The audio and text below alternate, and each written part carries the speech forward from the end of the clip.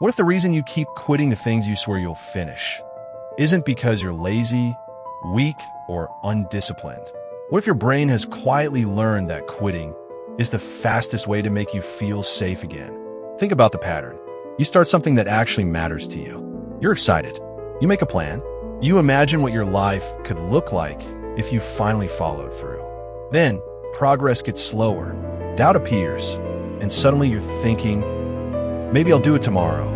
So you call a motivation problem. You tell yourself you need more discipline. Maybe you buy another planner, download another productivity app, or make another promise that Monday will finally be different.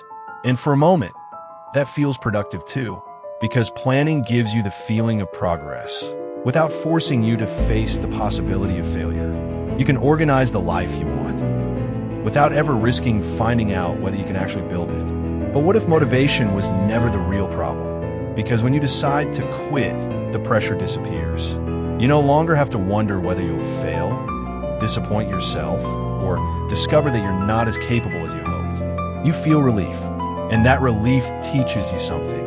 Escape works.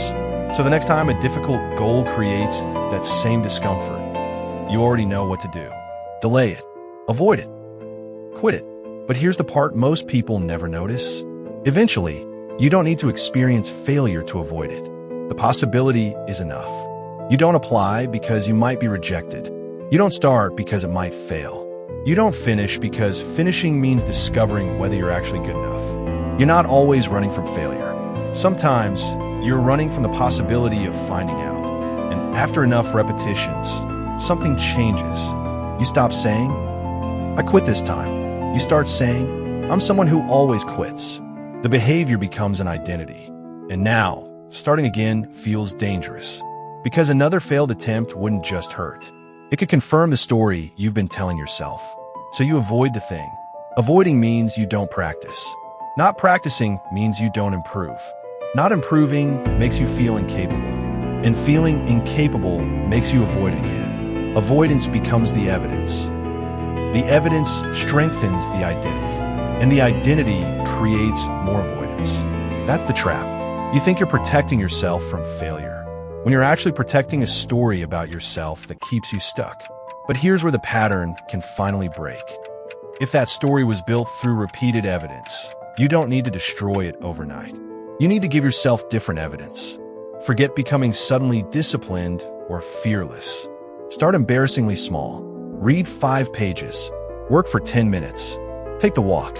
Finish one thing you said you'd finish. Not because those 10 minutes will transform your life. They probably won't. You're doing something more important. You're proving that your own promises can be trusted. The action is small. The psychological shift isn't. Every completed promise gives you evidence that you can act, even when you don't feel like it. And when discomfort shows up, don't treat it like a command. You don't need to eliminate fear. You don't need to eliminate doubt. You don't need to eliminate boredom or uncertainty. You need to stop treating every uncomfortable feeling as a reason to escape. The feeling can stay.